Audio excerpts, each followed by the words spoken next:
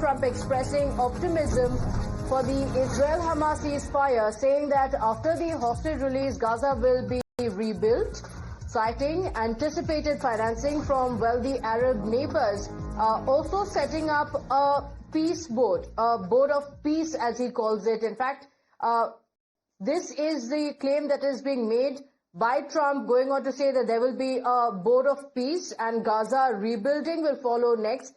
So, Srinder, there has been a lot of talk about what would happen next in Gaza. The ceasefire deal may happen if it is long-term, hostages also being released. What's going to happen next? And clearly, Trump is talking about not just rebuilding Gaza, but also saying that the funding could come in from the wealthy Arab nations.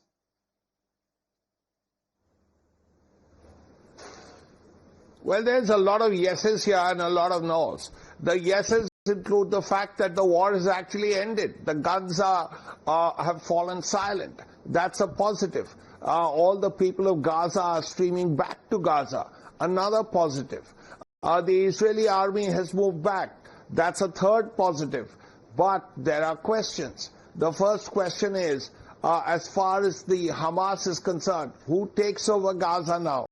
Does the Hamas take over? Is that what Trump wanted? Secondly, he speaks of this board of peace, and they included Tony Blair, the former British Prime Minister, and other people. Now, is this something acceptable to the Hamas, acceptable to the people of Gaza and other Palestinians? We do not know.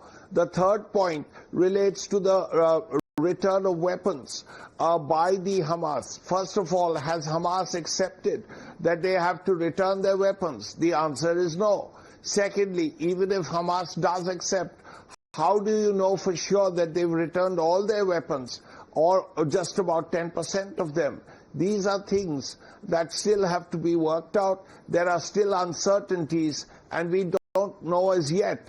Yes, there is peace at this point. Whether this is going to last or not, we don't know. We remember that time when Yasser Arafat and Yitzhak Rabin shook hands in America at that, and Bill Clinton actually guided them together because there was a little hesitation at that handshaking ceremony. And at that time it was felt that peace had come to the Middle East, and yet it all came to an end. So we don't know what's going to happen in the future. But right now, we have to say that there is peace, at least for now.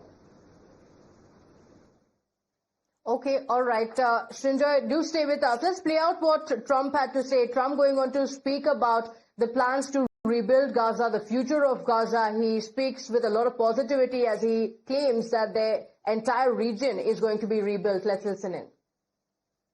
After the hostage release. Day after what?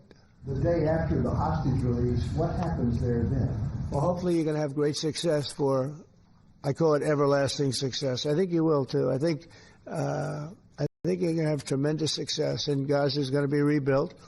And you have some very wealthy countries, as you know, over there, and it would take a small fraction of their wealth to do that.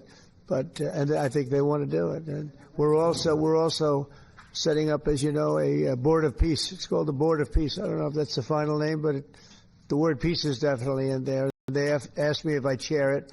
We'll make sure things go well. And how confident are you that the ceasefire will hold? I think it'll hold, yeah. I think it'll hold. They're all tired of the fighting. Don't forget, you had October 7th, which was a horrible day, 1,200 people killed. But Hamas has lost 58,000 people. That's big retribution. That's big retribution. People understand that. So, no, I think they're all tired of fighting. And this really gives the whole Middle East, this is beyond Gaza. Gaza is very important, but this is beyond Gaza.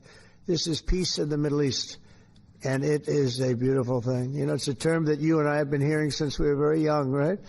And now we have a chance of really having that. And as you know, most of the countries have passed all these resolutions. Every country is there. Iran came in. I was very happy to see that. I was very honored that Iran came in. They said that they support it. Russia came in. President Putin, he supports it fully, very fully. So I was happy to see even countries that weren't necessarily involved in the process, they all support it. I don't know of anybody that does it, and I've never seen happier people than many of these places, not just Israel. Many of these places, they're all dancing in the streets. I've never seen anything like it.